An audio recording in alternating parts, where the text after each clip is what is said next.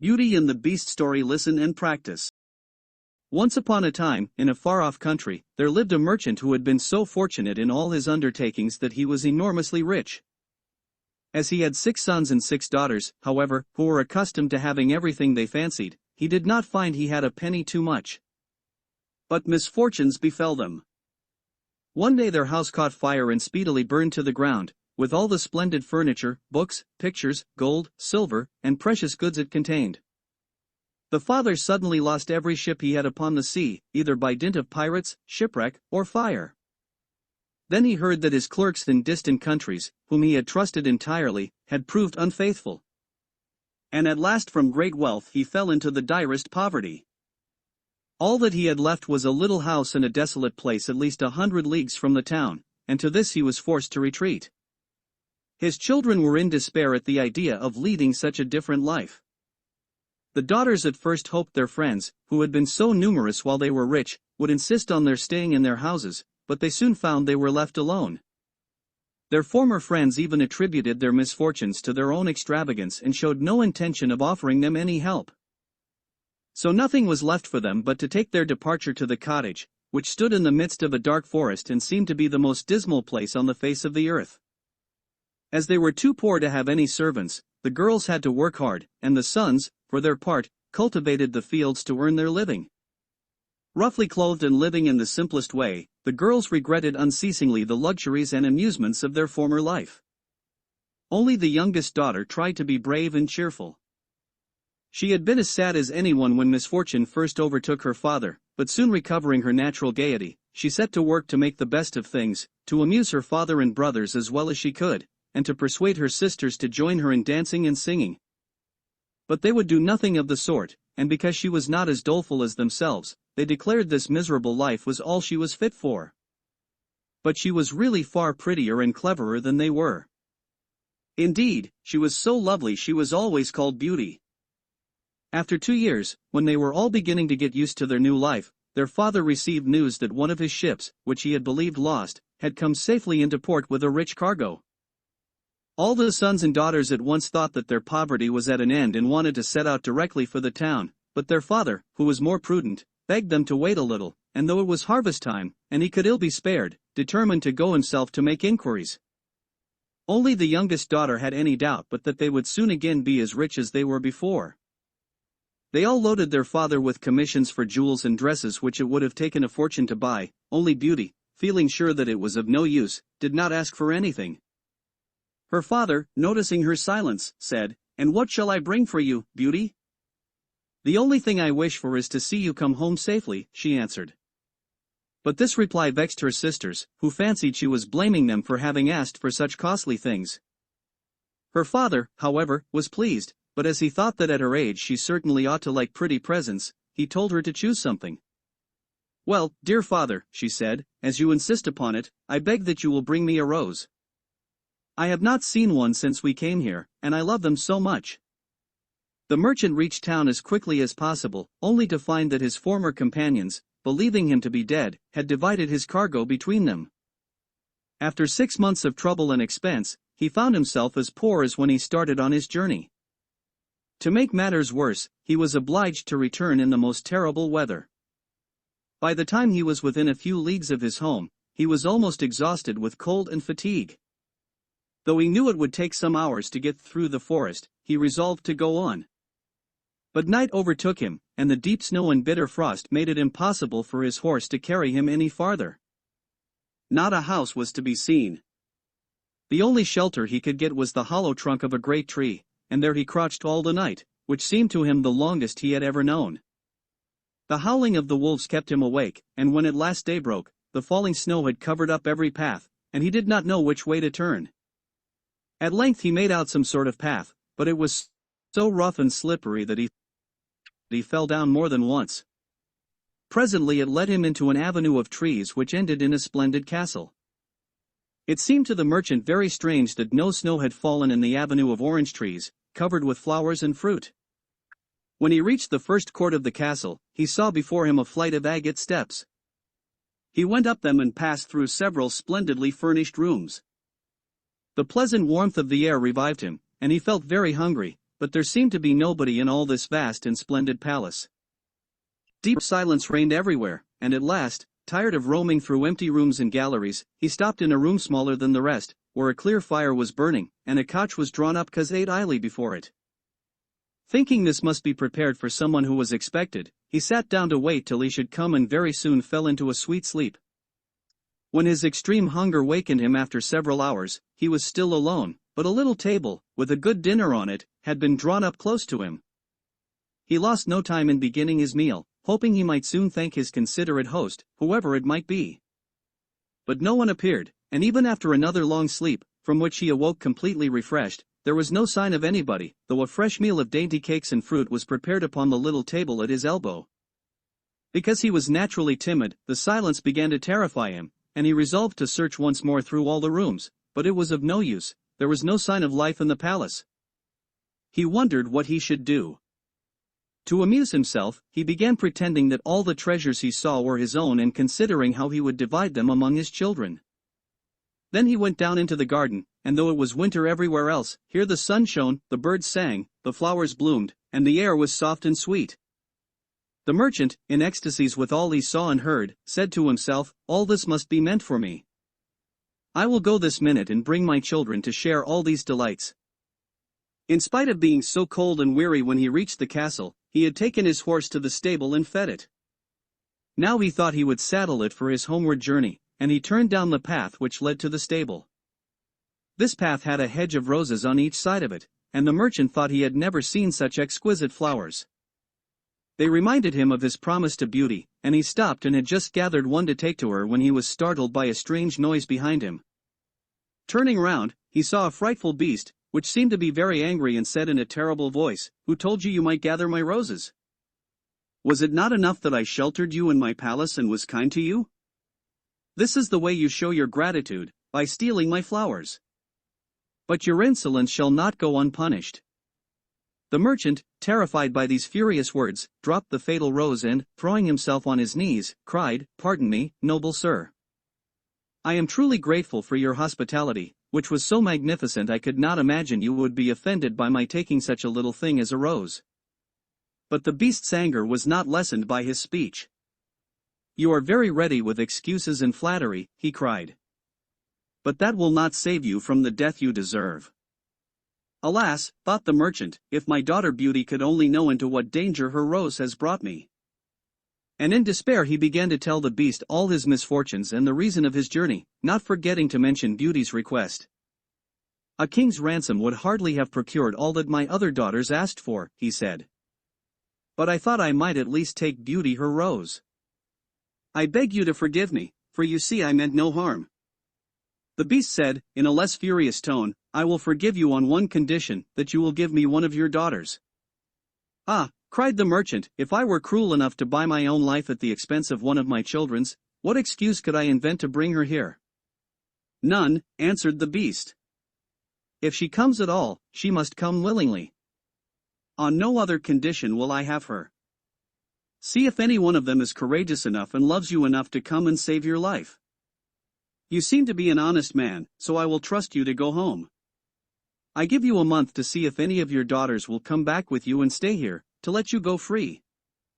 If none of them is willing, you must come alone, after bidding them goodbye forever, for then you will belong to me. And do not imagine that you can hide from me, for if you fail to keep your word, I will come and fetch you," added the beast grimly. The merchant accepted this proposal, though he did not really think that any of his daughters would be persuaded to come. He promised to return at the time appointed, and then, anxious to escape from the presence of the beast, he asked permission to set off at once. But the beast answered that he could not go until the next day. "Then you will find a horse ready for you," he said. "Now go and eat your supper and await my orders." The poor merchant, more dead than alive, went back to his room, where the most delicious supper was already served on the little table drawn up before a blazing fire. But he was too terrified to eat and only tasted a few of the dishes, for fear the beast should be angry if he did not obey his orders. When he had finished, he heard a great noise in the next room, which he knew meant that the beast was coming. As he could do nothing to escape his visit, the only thing that remained was to seem as little afraid as possible, so when the beast appeared and asked roughly if he had supped well, the merchant answered humbly that he had, thanks to his host's kindness. Then the beast warned him to remember their agreement and to prepare his daughter exactly for what she had to expect.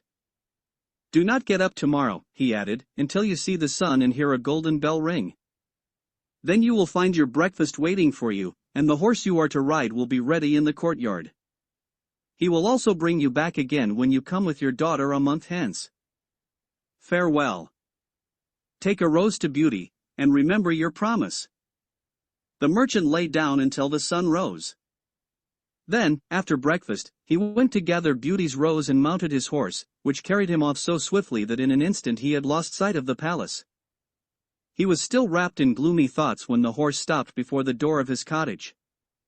His sons and daughters, who had been uneasy at his long absence, rushed to meet him, eager to know the result of his journey which, seeing him mounted upon a splendid horse and wrapped in a rich mantle, they supposed to be favorable. But he hid the truth from them at first, only saying sadly to Beauty as he gave her the rose, "Here is what you asked me to bring you. Little you know what it has cost."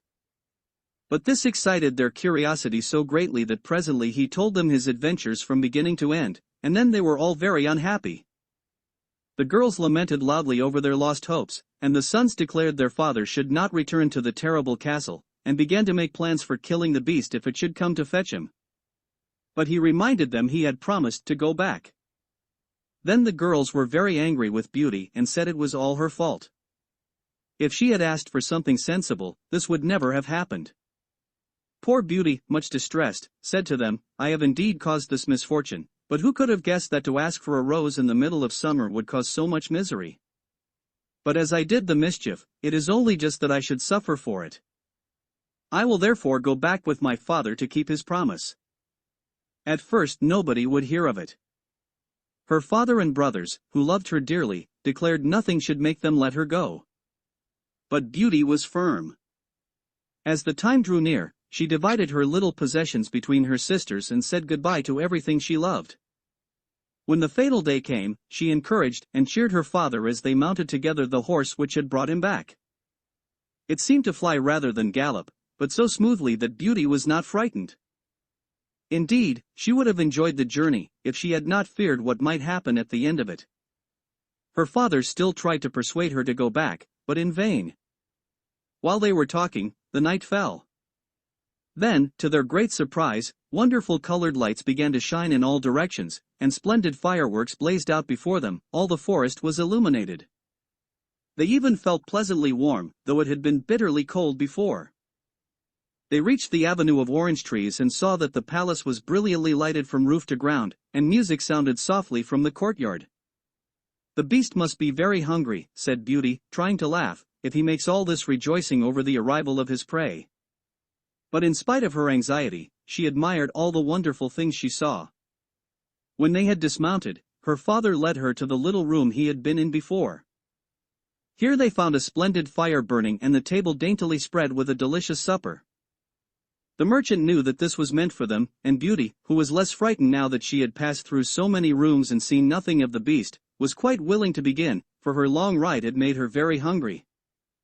But they had hardly finished their meal when the noise of the beast's footsteps was heard approaching, and Beauty clung to her father in terror, which became all the greater when she saw how frightened he was. But when the beast really appeared, though she trembled at the sight of him, she made a great effort to hide her horror and saluted him respectfully. This evidently pleased the beast. After looking at her he said, in a tone that might have struck terror into the boldest heart, though he did not seem to be angry, "Good evening, old man." "Good evening, Beauty." The merchant was too terrified to reply, but Beauty answered sweetly, "Good evening, beast." "Have you come willingly?" asked the beast. "Will you be content to stay here when your father goes away?" Beauty answered bravely that she was quite prepared to stay. "I am pleased with you," said the beast. "As you have come of your own accord, you may remain. As for you, old man," he added, turning to the merchant, "at sunrise tomorrow take your departure. When the bell rings, get up quickly and eat your breakfast, and you will find the same horse waiting to take you home. But remember that you must never expect to see my palace again." Then turning to Beauty, he said, "Take your father into the next room and help him choose gifts for your brothers and sisters. You will find 2 traveling trunks there, fill them as full as you can. It is only just that you should send them something very precious as a remembrance." Then he went away, after saying, "Goodbye, Beauty, goodbye, old man." Beauty was beginning to think with great dismay of her father's departure, but she was afraid to disobey the beast's orders. They went into the next room, which had shelves and cupboards all round it. They were greatly surprised at the riches it contained. There were splendid dresses fit for a queen, with all the ornaments to be worn with them, and when Beauty opened the cupboards, she was dazzled by the gorgeous jewels lying in heaps upon every shelf. After choosing a vast quantity, which she divided between her sisters, for she had made a heap of the wonderful dresses for each of them, she opened the last chest, which was full of gold. "I think, father," she said, "that, as the gold will be more useful to you, we had better take out the other things again, and fill the trunks with it." So they did this, but the more they put in, the more room there seemed to be, and at last they put back all the jewels and dresses they had taken out, and Beauty even added as many more of the jewels as she could carry at once. Even then the trunks were not too full, but they were so heavy an elephant could not have carried them.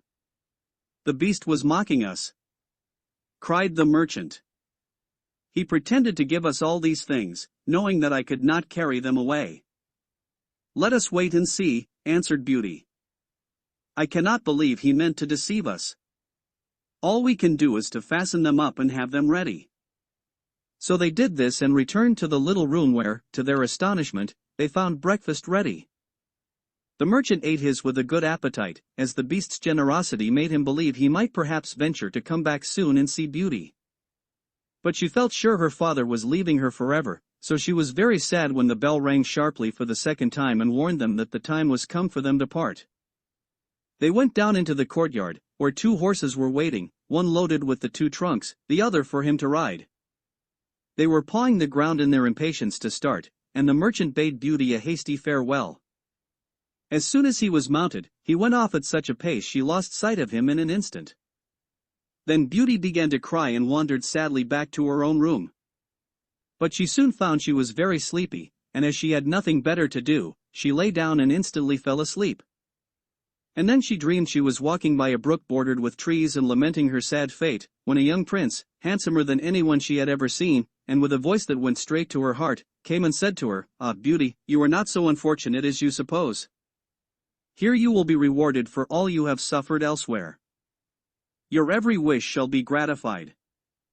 Only try to find me out, no matter how I may be disguised, for I love you dearly, and in making me happy, you will find your own happiness. Be as true heart as you are beautiful, and we shall have nothing left to wish for." "What can I do, Prince, to make you happy?" said Beauty. "Only be grateful," he answered, "and do not trust too much to your eyes. Above all, do not desert me until you have saved me from my cruel misery." After this she thought she found herself in a room with a stately and beautiful lady, who said to her, "Dear Beauty, try not to regret all you have left behind you, you are destined for a better fate. Only do not let yourself be deceived by appearances." Beauty found her dream so interesting that she was in no hurry to awake, but presently the clock roused her by calling her name softly 12 times. Then she rose and found her dressing table set out with everything she could possibly want, and when her toilet was finished, she found dinner waiting in the room next to hers. But dinner does not take very long when one is alone, and very soon she sat down cozily in the corner of a sofa and began to think about the charming prince she had seen in her dream. "He said I could make him happy," said Beauty to herself. "It seems, then, that this horrible beast keeps him a prisoner. How can I set him free? I wonder why they both told me not to trust to appearances. But after all, it was only a dream, so why should I trouble myself about it? I had better find something to do to amuse myself." So she began to explore some of the many rooms of the palace. The first she entered was lined with mirrors. Beauty saw herself reflected on every side and thought she had never seen such a charming room. Then a bracelet which was hanging from a chandelier caught her eye, and on taking it down, she was greatly surprised to find that it held a portrait of her unknown admirer, just as she had seen him in her dream. With great delight she slipped the bracelet on her arm and went on into a gallery of pictures, where she soon found a portrait of the same handsome prince, as large as life, and so well painted that as she studied it, he seemed to smile kindly at her. Tearing herself away from the portrait at last, she passed into a room which contained every musical instrument under the sun, and here she amused herself for a long while in trying them and singing until she was tired. The next room was a library, and she saw everything she had ever wanted to read as well as everything she had read. By this time it was growing dusk, and wax candles and diamond and ruby candlesticks lit themselves in every room. Beauty found her supper served just at the time she preferred to have it, but she did not see anyone or hear a sound. Though her father had warned her she would be alone, she began to find it rather dull. Presently she heard the beast coming and wondered tremblingly if he meant to eat her now. However, he did not seem at all ferocious and only said gruffly, "Good evening, Beauty."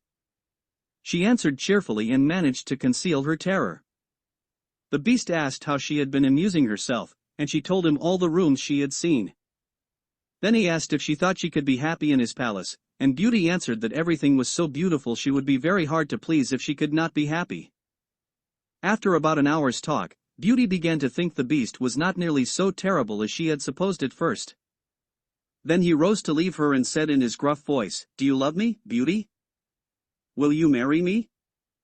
"Oh, what shall I say?" cried Beauty, for she was afraid to make the beast angry by refusing. "Say yes or no without fear," he replied. "Oh, no, beast," said Beauty hastily. "Since you will not, good night, Beauty," he said. And she answered, "Good night, beast," very glad to find her refusal had not provoked him.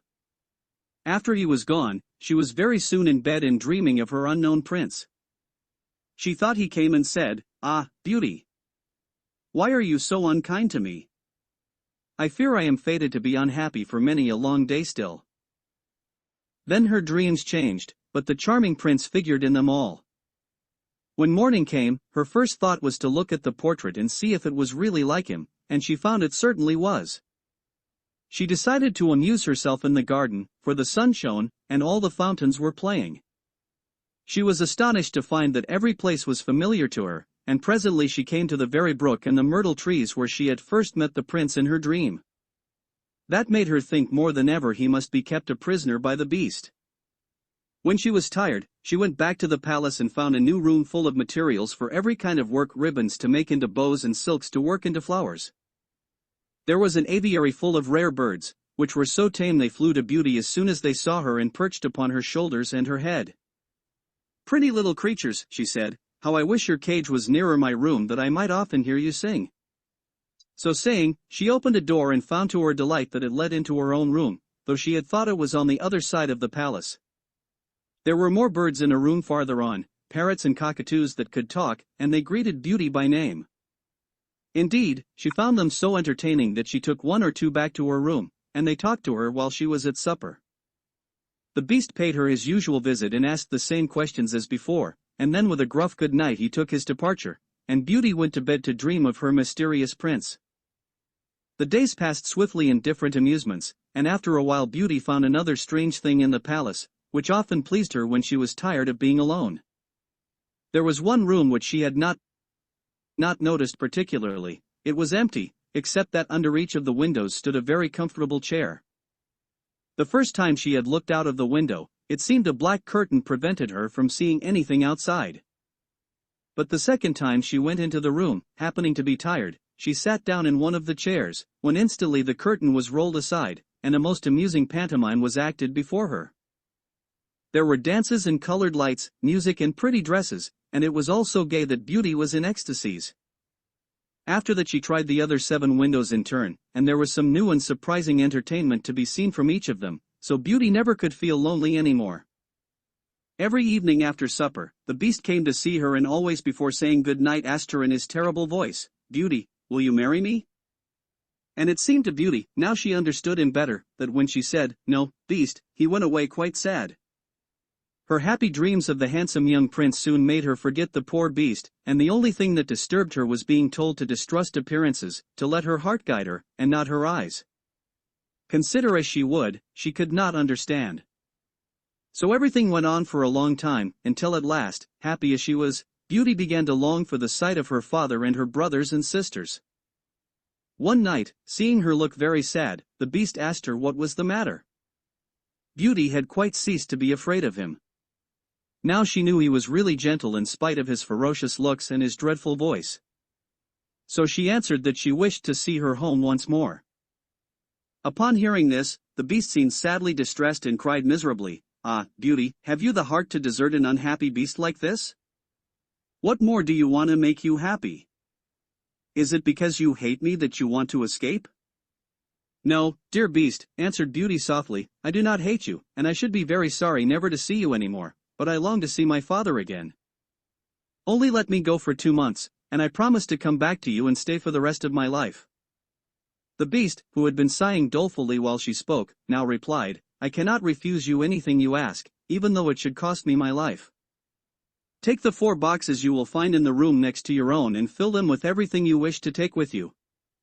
But remember your promise and come back when the 2 months are over, or you may have cause to repent it, for if you do not come in good time you will find your faithful beast dead. You will not need any chariot to bring you back. Only say goodbye to all your brothers and sisters the night before you come away and, when you have gone to bed, turn this ring round upon your finger, and say firmly, 'I wish to go back to my palace and see my beast again.' Good night, Beauty. Fear nothing, sleep peacefully, and before long you shall see your father once more." As soon as Beauty was alone, she hastened to fill the boxes with all the rare and precious things she saw about her, and only when she was tired of heaping things into them did they seem to be full. Then she went to bed but could hardly sleep for joy. When at last she began to dream of her beloved prince, she was grieved to see him stretched upon a grassy bank, sad and weary, and hardly like himself. "What is the matter?" she cried. But he looked at her reproachfully and said, "How can you ask me, cruel one? Are you not leaving me to my death perhaps?" "Ah, don't be so sorrowful," cried Beauty. "I am only going to assure my father that I am safe and happy. I have promised the beast faithfully I will come back, and he would die of grief if I did not keep my word." "What would that matter to you?" asked the prince. "Surely you would not care?" "Indeed I should be ungrateful if I did not care for such a kind beast," cried Beauty indignantly. "I would die to save him from pain. I assure you it is not his fault he is so ugly."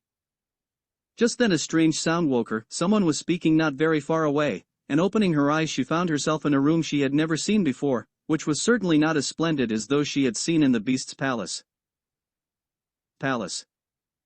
Where could she be? She rose and dressed hastily and then saw that the boxes she had packed the night before were all in the room. Suddenly she heard her father's voice and rushed out to greet him joyfully. Her brothers and sisters were astonished at her appearance, for they had never expected to see her again. There was no end to the questions they asked her. She had also much to hear about what had happened to them while she was away and of her father's journey home. But when they heard that she had only come to be with them for a short time and then must go back to the beast's palace forever, they lamented loudly.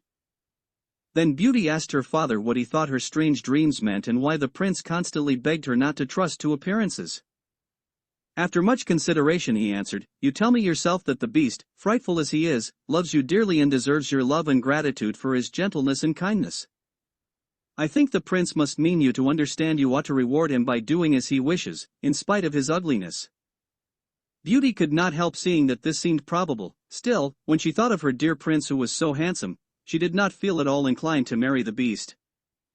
At any rate, for 2 months she need not decide, but could enjoy herself with her sisters.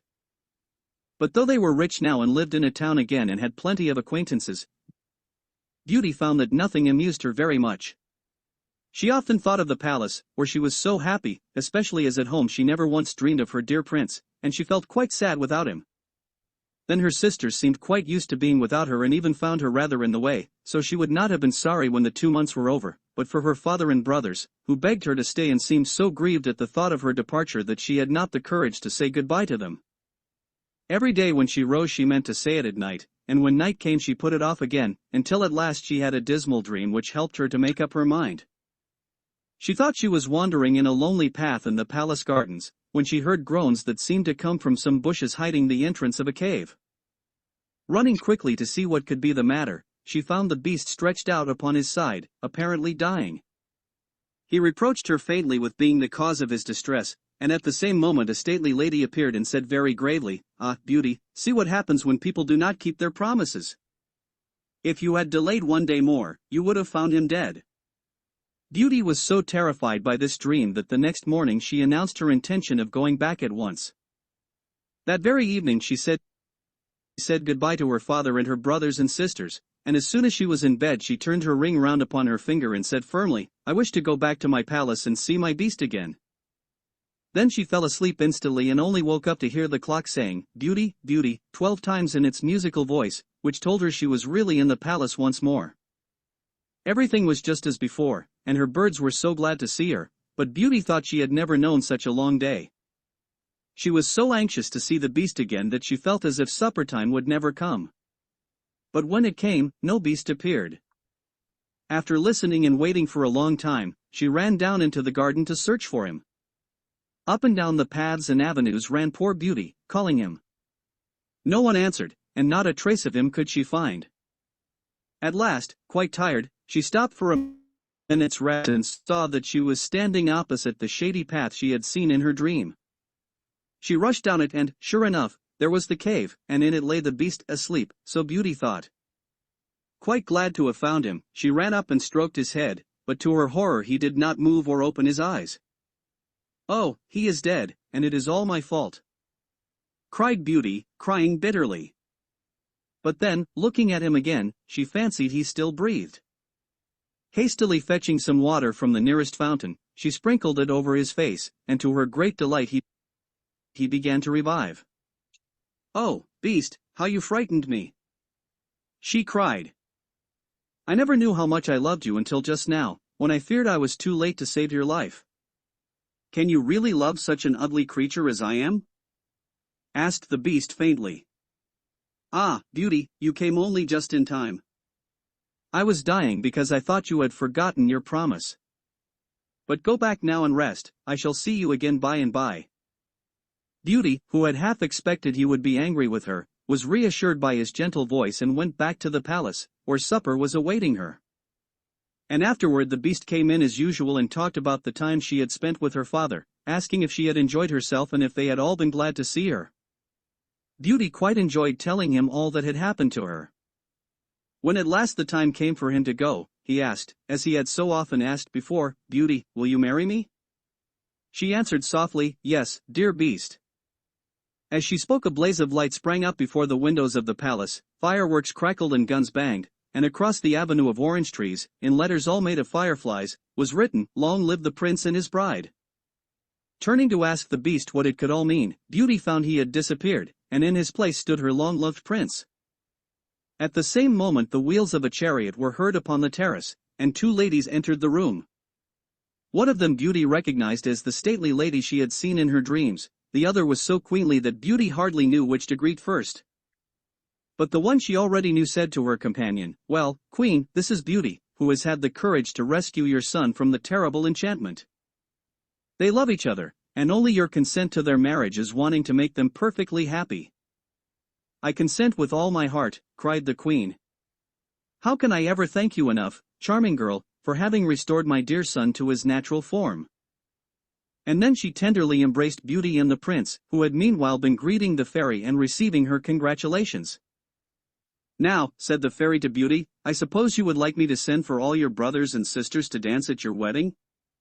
And so she did, and the marriage was celebrated the very next day with the utmost splendor, and Beauty and the prince lived happily ever after.